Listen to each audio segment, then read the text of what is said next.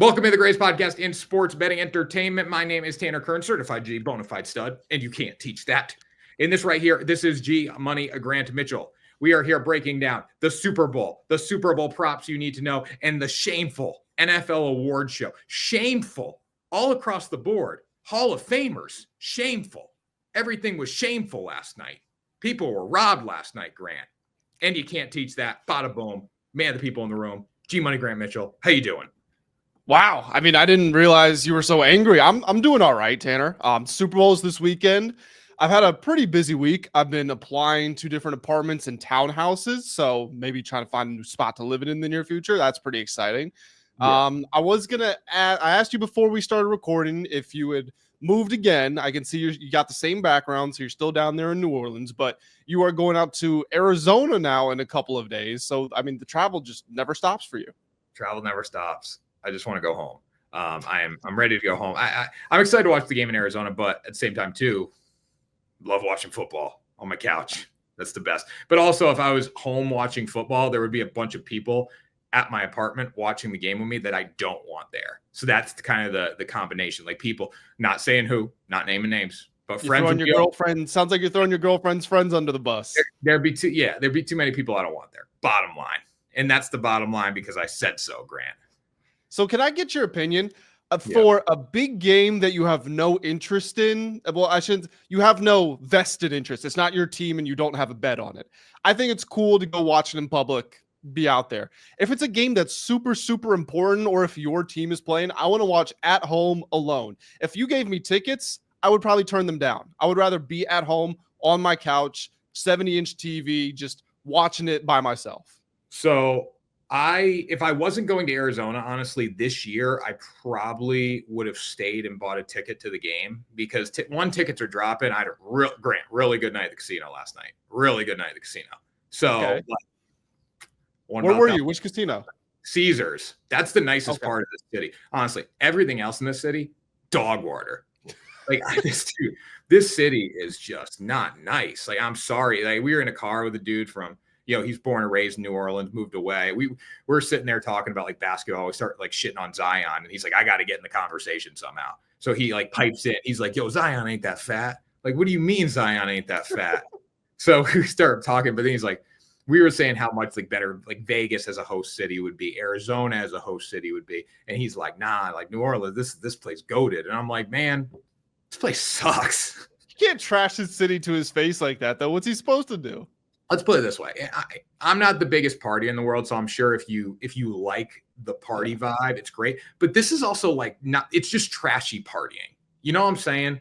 Like we can't take it to the next level. And again, I'm not like I'm getting bottle service at the club or anything, but like it's kind of like restaurants, trashy bars. Like that's the two. I mean, you also got to keep in mind, there are a lot of people not from New Orleans who are there right now just for this.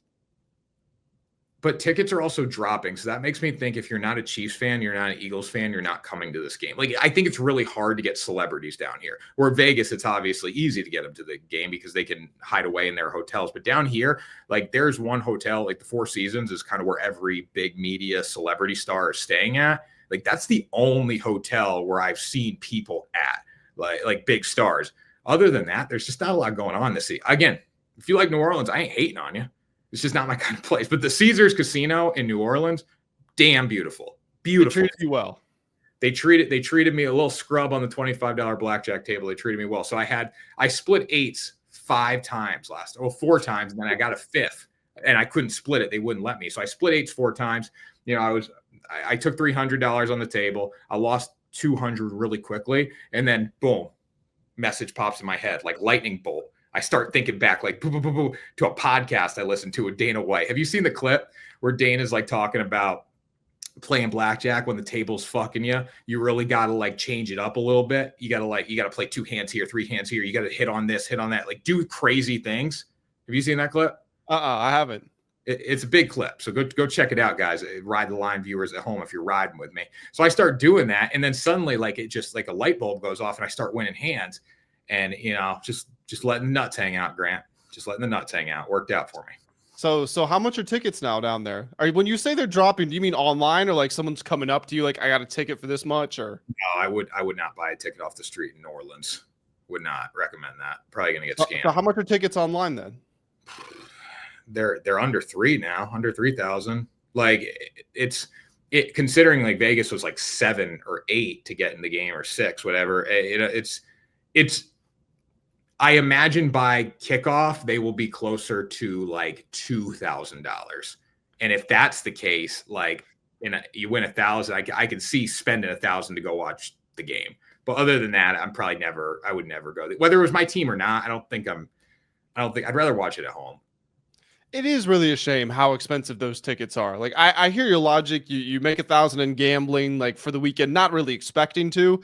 Then at that point, it's almost like, okay, it's just 1,000 and maybe you could do that, but like, it's just so expensive. I mean, even regular season games, like I was actually thinking of going to watch the Commies play the Eagles in the NFC Championship game because it's a drive away from me. One of my best friends lives in Philly. He's an Eagles fan. I'm a Commies fan. So like it made sense. And we went online and looked, and it's $1,300 for the cheapest ticket there. Like that's not affordable. That's not accessible to a lot of football fans. No, I mean, I've splurged on tickets a little bit for football games, but I don't really do that. Like concerts, I'll spend more money. Like it's crazy. This is just going on a rant about ticket prices, but like I try to get Morgan Wallen tickets for August. These tickets to sit in the top row of the stadium are like $500. Like, come on. It's just like, I don't know how people afford to do that and fill it with 80,000 people. So I don't know how you would do this for a concert. Before a basketball game, I was out visiting my mom who lives in Colorado, and we decided we wanted to go to a Nuggets game. And one of her friends had told her that there's a bar right across the street from Ball Arena where the Nuggets play. He said, you go to the bar, sit down. They've got all the games up. You know, it's a typical sports bar. Like they got drinks, they got TVs, they're showing games, whatnot. He said, wait like until tip off. Seriously, when the game is starting, go online. You'll get a ticket for $20. And we did, it wasn't $20. It was a little bit more than that. But we got to sit in the 10th row, like super close to the game. And I think it was $130 for 2 tickets. So awesome. I don't know how you would do that for a concert, but as long as the game's not going to be sold out, that's a method that I'm definitely going to try again.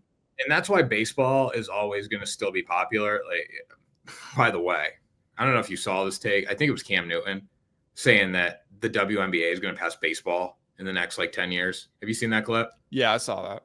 Wild clip. But this is why baseball is never going to truly go. I think baseball is going to make a little bit of resurgence. One, because the games are getting quicker and all that. But like you can always get cheap tickets to a baseball game. An expensive ticket to a baseball game is not expensive relative to other sports, which is awesome. Do you know why that is? Maybe more games. Maybe people don't care as much. You get day game, like you get Thursday afternoon games sometimes. Like you get getaway day games. Like there's a lot of opportunity to go see them and different times and demand. So I imagine that even if you're going to go watch Sunday night baseball, like Red Sox, Yankees, first place, second place in the American League East, like at Fenway on a Sunday night, man, I mean, you can get in for under $100.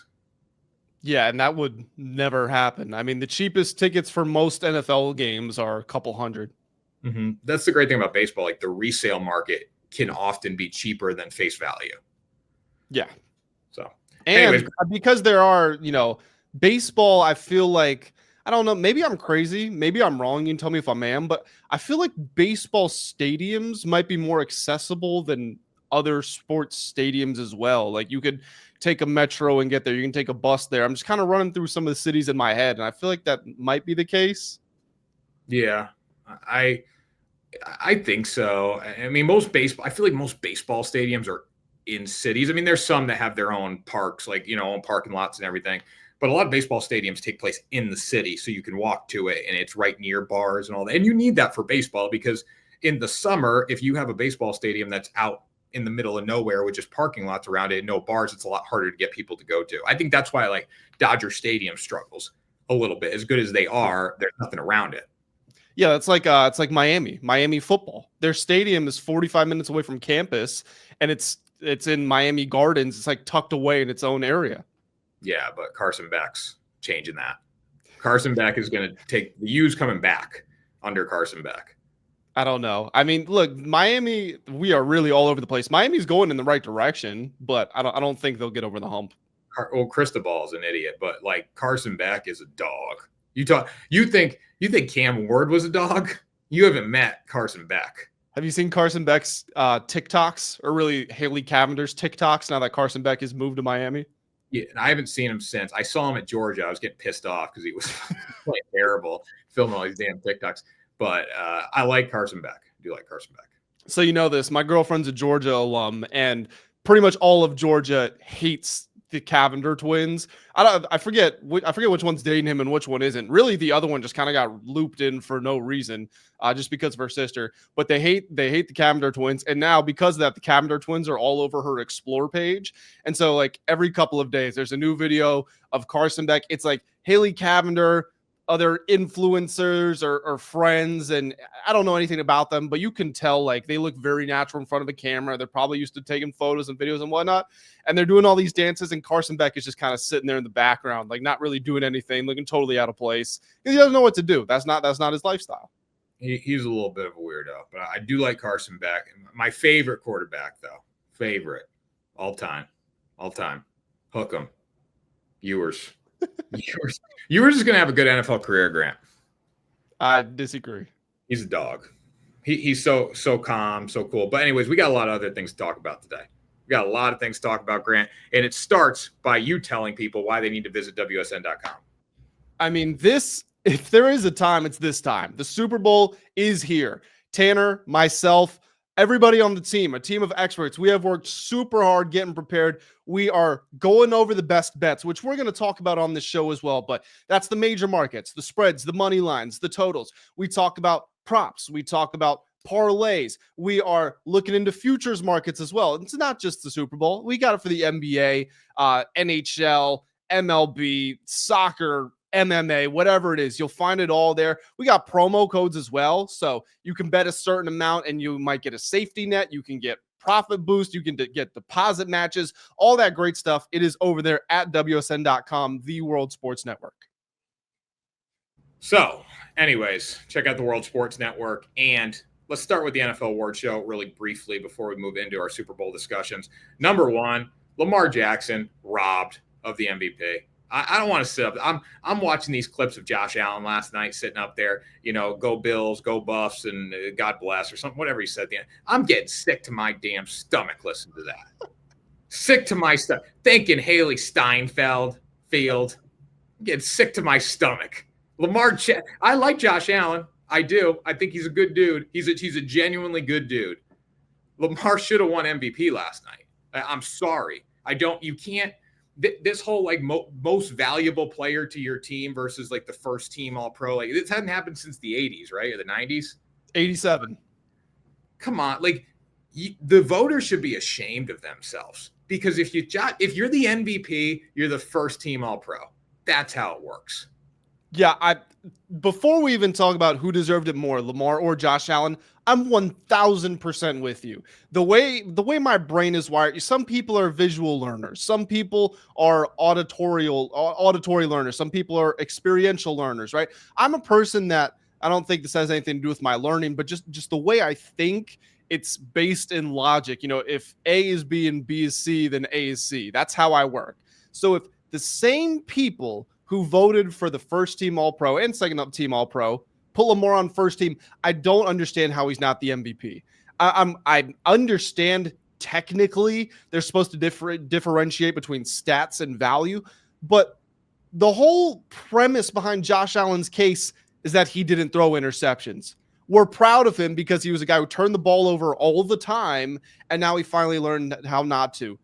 Lamar had fewer turnovers. Lamar had fewer interceptions. Lamar had 4 interceptions. I believe that was the fewest of any quarterback aside from Justin Herbert. And all 4 of Lamar's interceptions were not his fault. They hit the receiver in the hands and they dropped them and they went to the defender. Lamar was 6th in passing yards, 2nd in passing touchdowns, 1st in QBR.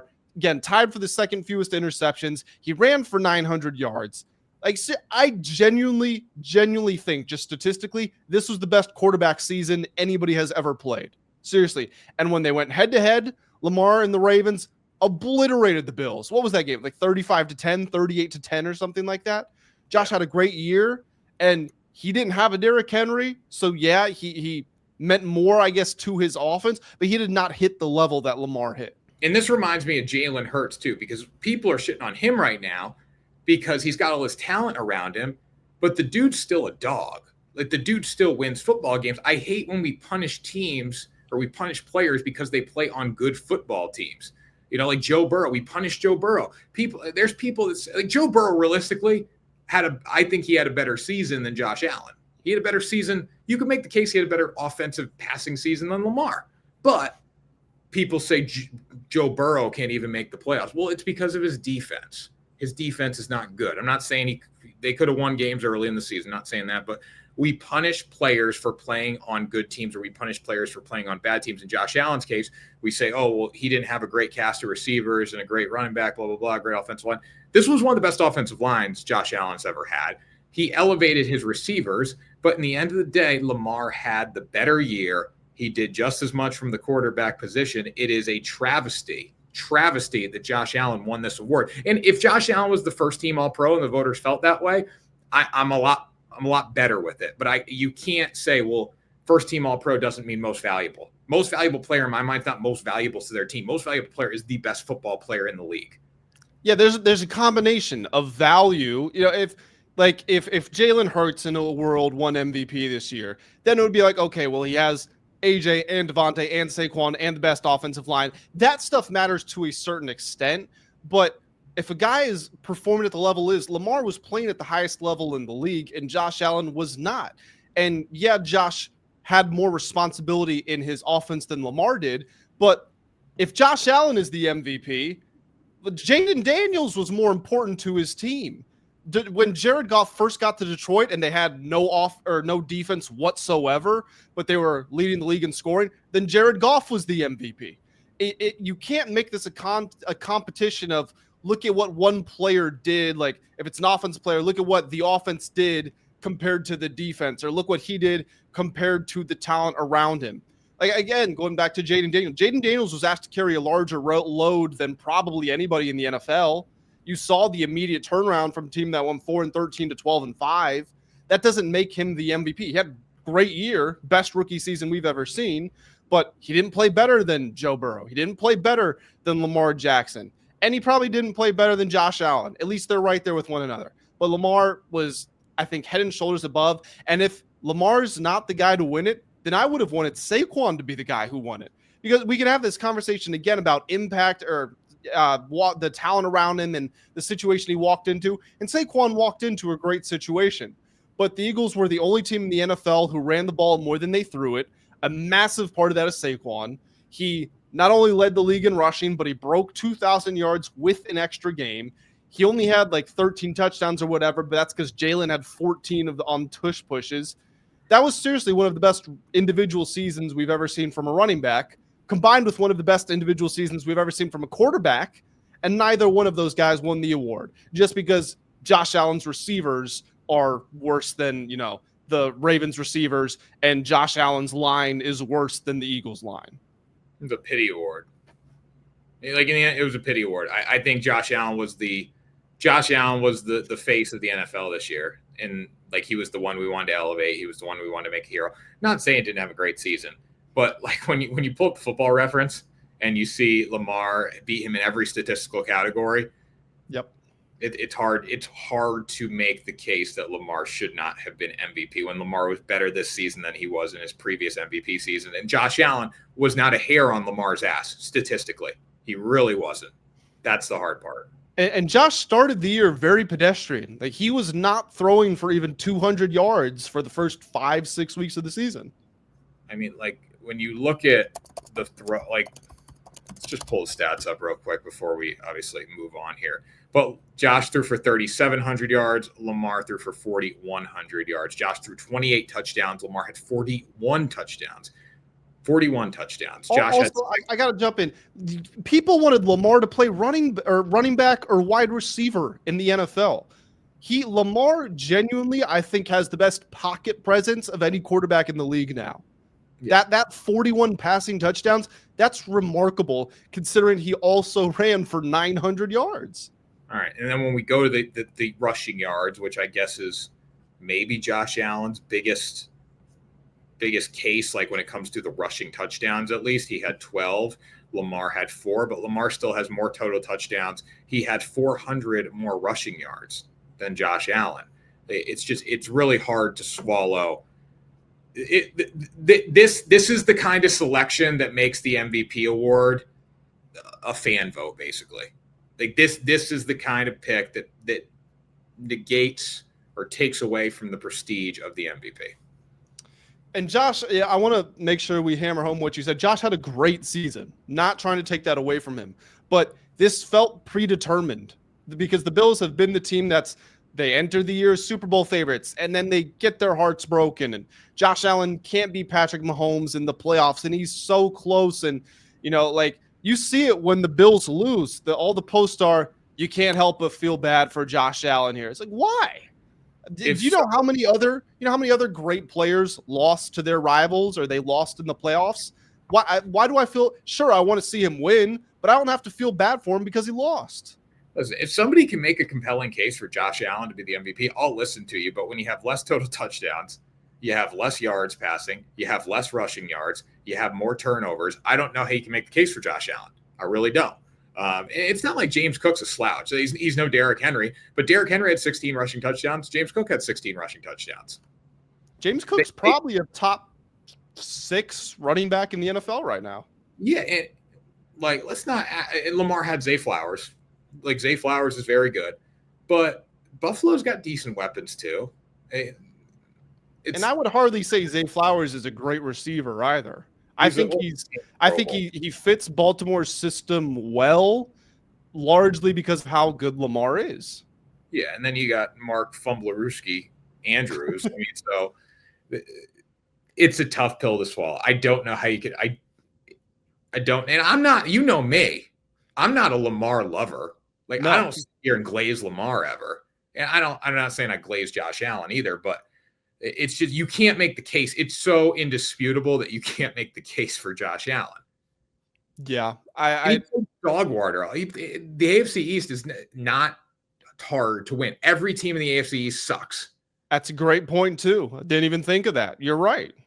Lamar beat good teams week after week.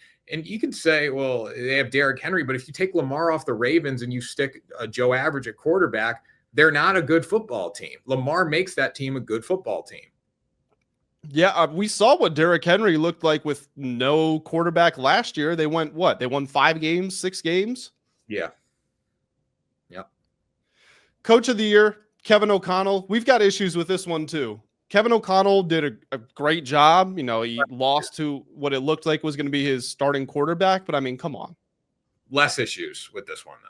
I will say less issues. This one, we need to take away from the fact that, first of all, I think the vote needs to happen before the Super Bowl. I think week before the Super Bowl, the vote needs to happen. The vote should happen on Monday of trophy week because we knew everybody. Like Paulie Market had Josh Allen at a 96% chance to win last night. It was over. And I would rather have some. Hell, I think we should have them vote the morning of the award show. Why not? Logistically, that would probably be difficult, but maybe like the day or two before, yeah. Trophy engraver on site. Get somebody to engrave a trophy. But yeah, this was ridiculous too. Not ridiculous. I mean, Kevin O'Connell had a great season. He did a lot with Sam Darnold, but Sam Darnold was still a number 1 pick or our top first-round pick. Did he go number 1? I think he was 3rd. That was the Baker year. Okay. So it was Baker, Saquon, Sam. Yeah, and Baker's a dog. So first-round pick and, doesn't have it good, but he's still been in the league so long. He's learned from great quarterbacks. He's played in good systems, minus his time with the Jets. I think it should have been Dan Quinn, personally. Dan Quinn's been a head coach too, so you can make that argument. But what he did with Jayden Daniels and the progress that they made, like they got better over the year. The Vikings got worse at the end of the year. And also the Vikings have been good. Like they fell off last year because Kirk Cousins tore his Achilles, but 2 years ago they were 13-4. So Going from 13-4, throw out last year because your starting quarterback got injured, so it's kind of a free hit. So you went from 13-4 to 14-3. It was a great year. Again, don't get me wrong, but I'm with you. Dan Quinn goes to a team that is universally recognized as a dumpster fire. They're 4-13, gets them to 12-5. The standout victory against the Bengals. Jayden throws 5 touchdowns on the Eagles. You beat him last second. All the fourth quarter comebacks, all the overtime wins. I feel like that one should have been pretty. And he got 5th, which is he finished below Sean Payton, which makes no sense in the world to me. People view Sean Payton as a better coach than they do Dan Quinn. The Commanders had a better record. The Commanders, this wasn't factored in, but the Commanders did more in the postseason. The Commanders just looked like a better team when you watched them. And it was obvious the Commanders had less talent than the Broncos did. So how does Sean Payton finish above Dan Quinn? You need voting to account for the playoffs. That's the only solution to all the stuff. And again, to the MVP argument that defeats what I'm saying, Lamar should win MVP. But you need the voting to include the playoffs because Dan Quinn, for him to win, you're basically saying for him to have won this award, they would have had to win the NFC East. You're saying that you need to be a division winner to. Well, not even because Kevin O'Connell, the Vikings got second in the NFC North. But it was, came down to the last week of the season. In that case, it should be Dan Campbell. Like we're punishing these awards you need to factor most improved and bias into every one of these awards. That's just what we might as well do a fan vote at this point. Yeah. I mean, I never want to attack reporters or journalists, all the people who vote for this award of being biased. Everybody has some level of bias, but I don't think these are dumb people. I genuinely don't, but I just don't understand these choices. I would like to hear a press conference with the voters and they explain to me why they settled on these players. So I'm okay. And again, at the end of the day, I am okay with Coach of the Year. Kevin O'Connell winning Coach of the Year. You can make a case for Kevin O'Connell to win Coach of the Year more than you can make a case for Josh Allen to have won MVP. I think because Kevin O'Connell still took an unknown quarterback in a year that was supposed to be a bridge year. He lost J.J. McCarthy. He goes to Sam Darnold. It makes sense. With that being said, I think Dan Quinn should be 1-2 on this list. Defensive Rookie of the Year, Jared Verse. I don't have a massive issue with it because he did play well, but I still find myself running into the situation of the Eagles had the number 1 defense. They had the number 1 pass defense, and they had 2 rookie corners. How does neither one of those guys get the nod there? I would go Quinyon Mitchell over Cooper DeJean because DeJean was more of a slot guy, didn't have as much responsibility. Quinyon was often taking the number 1 receiver. And if, his team literally did the best job in the entire NFL, I don't understand. I don't get why he didn't win that one. And Jared Verse didn't have great numbers either. He had 4.5 sacks. We should have gave it to the white cornerback, Grant. Just because it's never going to happen again. No, if a white cornerback, imagine if a white cornerback wins Defensive Player of the Year. I mean, it would have to be DeJean, probably. Be my hero. You got to be a bad man to be a white. I was having this conversation the other day with someone. To be a white cornerback, obviously in the NFL, that's unprecedented. You're a species of your own. White defensive lineman, bad mother too. You're a bad mother after you play defensive line. You're white, but if you're a cornerback, you're unprecedented. You're goated. That's what you are. He won last night. Saquon, Offensive Player of the Year, no doubt there. If he's not winning MVP, he had to win this one. Yeah. Who else we got? Joe Burrow, Comeback Player of the Year. This is dumb. He already won this award. It's Joe Burrow. He already won this award, and we know how good Joe Burrow is. We know he's a top 2, top 3 quarterback. Every time he gets injured, are we just going to give it to him again? Yeah, you still have to give it to him. He needed something. He couldn't have walked away with nothing. I mean, I guess, but I don't think this is really a great award for him to win, especially since he already won it. I don't think he feels very happy that he won that. No, he could give a shit, but he still won the award. You need to give him something. He had too good of a season not to win something. And who else would you give Comeback Player of the Year to? Darnold. Yeah, but like, what is comeback player of the year? That's another problem that we have. Is comeback player of the year injury? Is comeback player of the year you were trash and now you're good? Like, what is that's another thing we have not specified what comeback player of the year is. There should be like overcome injury award and then comeback player of the year for like the best, like worst season to best season. And then there should be the injury award for the guy who gets injured, has the season ending injury and comes back and plays well. Or you could just do most improved. And most improved is the guy who was trash and is good now. But if you couldn't give Joe Burrow most improved. No, you would give him comeback, and then you would give Darnold most improved. Yeah. Anything else, Grant, before we get into our Super Bowl discussion for the last 10 minutes? Just in case anyone else didn't see, Pat Surtain won Defensive Player of the Year. It was a weird year. I got no problem with that. Jayden Daniels, 49 of 50 votes, Offensive Rookie of the Year. Brock Bowers got the last one. Ben Johnson, Assistant Coach of the Year. I would maybe have gone Brian Flores there, but I got no problems there. And that does it for the awards. All right. Super Bowl props. First touchdown score. Who's it going to be? First touchdown score? Well, I mean, I guess I would just have to go with my favorite touchdown scorer bet, which is Jalen Hurts. So I guess he would be my first touchdown scorer bet as well. Yeah. I mean, if you bet Saquon or Jalen first touchdown, you're getting 4-1 or 6-1. I think that's a good bet right there. Can I tell you about a 6-1 touchdown bet that I actually like? And this is anytime. Actually, It's now plus 650. DeAndre Hopkins. Hear me out here, Tanner. So in all 3 Super Bowls the Chiefs won, there was a player on the Chiefs with odds of plus 500 or longer who scored a touchdown. They like to get guys who are lower down the depth chart involved in the big games. It was McCole Hardman in the last Super Bowl. He was plus 1,300 and he scored.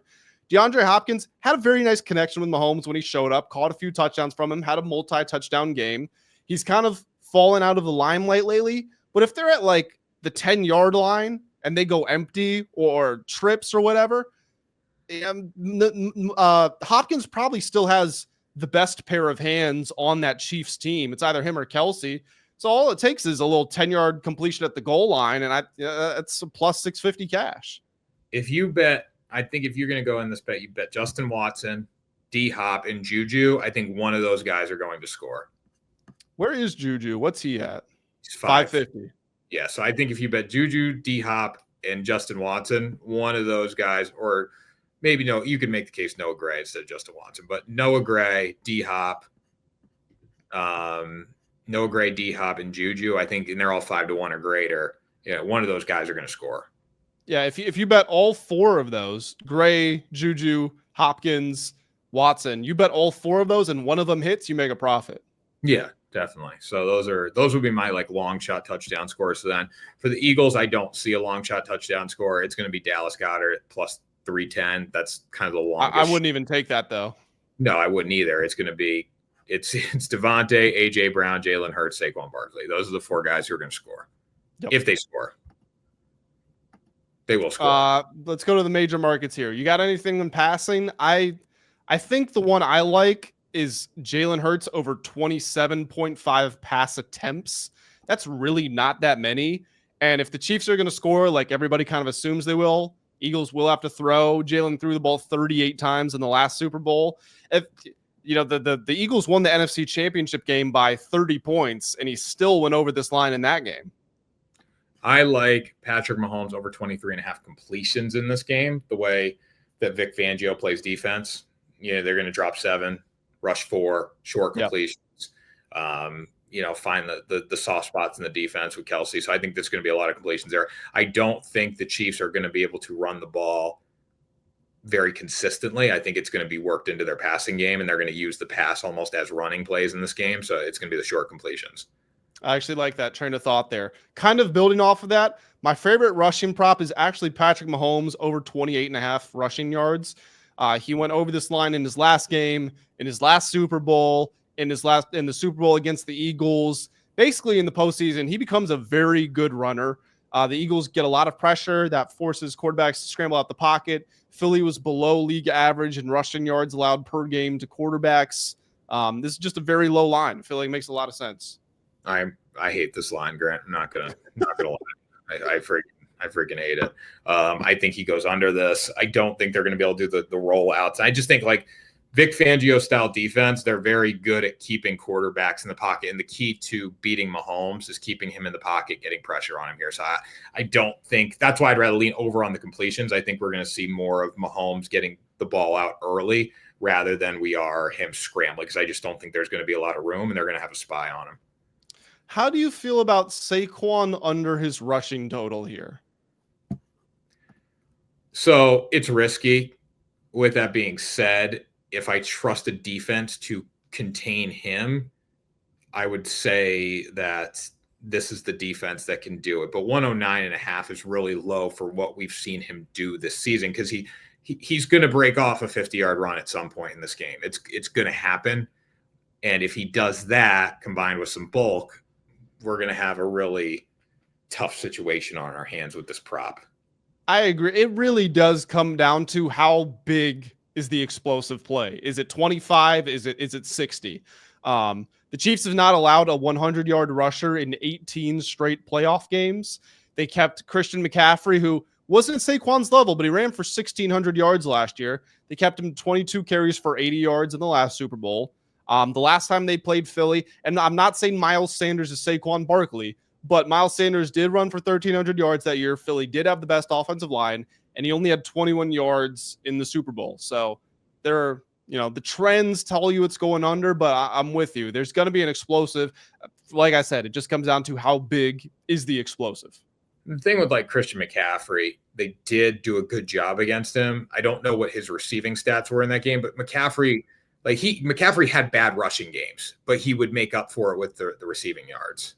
McCaffrey led them in receiving in the Super Bowl. I forget how many catches he had, but he had another 80 yards receiving.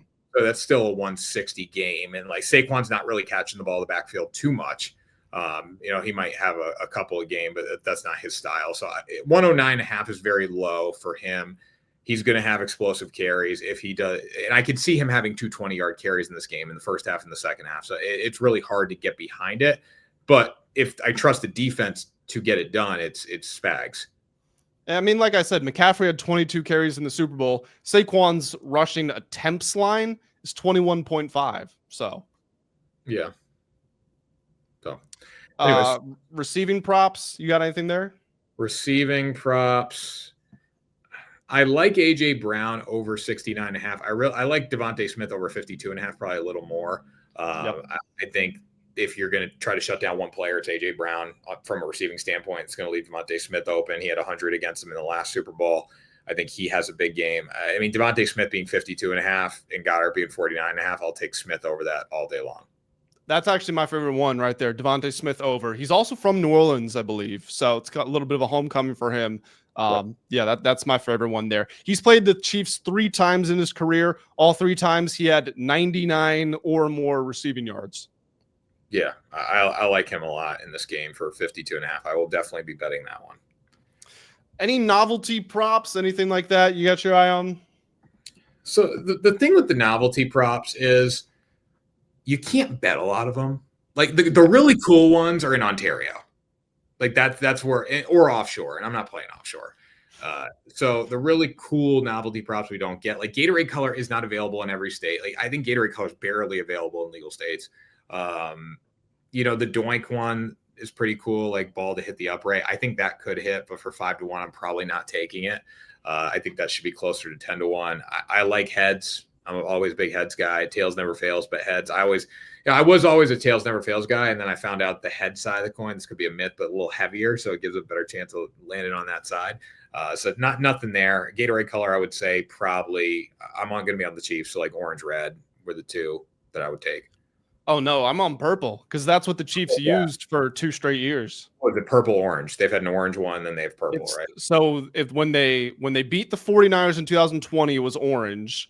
Yeah. I don't know. I forget what the color was because they lost the next couple of years. But the last 2 Super Bowls they won, it was purple. So I think it's like good luck thing. Why would we change it now? Yeah, orange, purple, and then if you like the Eagles, I'd go lime. Yeah, because that's what it was last time they won. Yeah, and lime is the superior Gatorade flavor. Blue and yellow are the superior. Well, okay, which blue? Cool blue, like Arctic Blast. Oh no. Yeah, that's good. No, yellow's number 1. I'm glad we agree there. A lot of people don't like the yellow one. Yeah, yellow is superior. That's the classic. I like yellow number 1. I would probably put fruit punch number 2 for me. I don't mind fruit punch. That's a decent flavor. Orange is disgusting. Orange is terrible. When I was a kid, grape was my favorite, and I don't drink much Gatorade anymore. I tried grape Gatorade recently. I didn't really like it. I rarely see grape Gatorade. It doesn't seem like they market it too much. Yeah, and then we can get into like the green and the white, but those are kind of like off. Like those aren't the mainstream Gatorade flavors. Arctic, like a cool blue. That's the one. That's the best. I remember as a kid, I remember there being light blue, dark blue, purple, red, orange, yellow. Yeah. And then you got all these different flavor. Gatorade Zero. The Gatorade makes water now. Do they? Yeah, they make water. They have a water bottle. It's crazy. Well, have you seen people like? There's like a thing now, an obsession with flavored water. Like seltzers. It's like you know what Mio is? Yeah, because people want their fix. That's the problem. Have you seen the TikToks and stuff like that of people putting their flavored syrups in their waters? Yeah, I mean, we got to market to everybody now. We got to like people can't just drink water and be healthy. So we got to get flavors in for water with no calories, with probably bad chemicals in it. I was at the gym with my girlfriend the other day. It was her gym, and they had it looked like a concession stand almost, and they had a fountain, and you go over, and I'm assuming it's just gonna be water, and it turns out it's only flavored water, and it's supposed to have some sort of electrolytes in it or whatnot. But it's something like Yuba water or something like I'd never heard of it before. And I mean, it was just flavored water with some potassium in it, I guess. Yeah. Crazy stuff, man. Crazy stuff. Give me yellow Gatorade all day long. That's the best one. Yeah, right. I agree. I'll drink yellow. I'm betting on purple. So why are the Chiefs going to win the game? The Chiefs are going to win because the Chiefs win. Yep. That's what it comes down to. People are rightfully talking about how great the Eagles are and specifically how great their defense is, but Chiefs defense is really not that far away. It's first versus fourth in points allowed per game. And I trust the Chiefs to get the stop in the big moments more than I do the Eagles. Jalen's had a very solid year, hasn't been asked to do too much. He's been good for what he has been asked to do, but he's going to have to make plays, not just good plays. He's going to have to make Patrick Mahomes beating plays, and I don't see him doing that. And I don't see a way for the Eagles to run their way to victory. Like I said, sure, Christian McCaffrey led them in receiving yards, but all that means is the Chiefs took away their receivers, and McCaffrey had 22 carries for 80 yards. I don't. If Saquon's not running for 150 and 2-3 touchdowns, he's not carrying you to victory, and that's not happening. The Chiefs are the Chiefs. That's the bottom line. That's all I can say in this game. The Eagles fans are really confident in this one, though. They are super confident. Eagles fans think they're winning the damn Super Bowl. I don't get it. The downfall of the Chiefs, and there's not even been a downfall, but people are painting this Chiefs team to not be a good football team.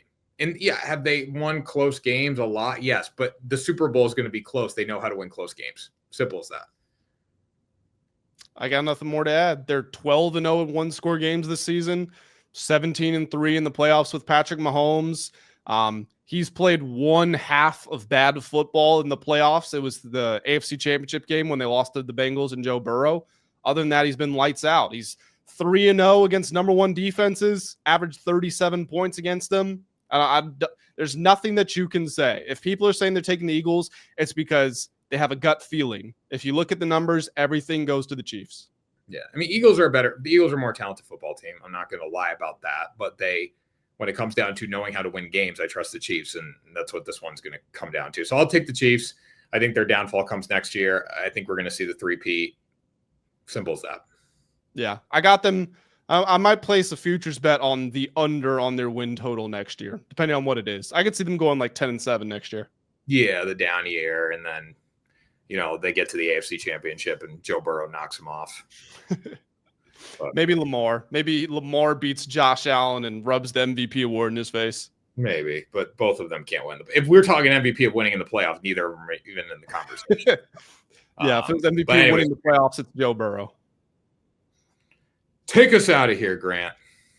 Guys, that's going to do it for this episode of Ride the Line. It is a Super Bowl show, so please celebrate with us by hitting that subscribe button. Hit the like button as well. Also, jump in the comment section. Let us know if you agree with our takes about the MVP. Let us know who you're betting on in the Super Bowl. And check back next week when we return with the next episode of Ride the Line.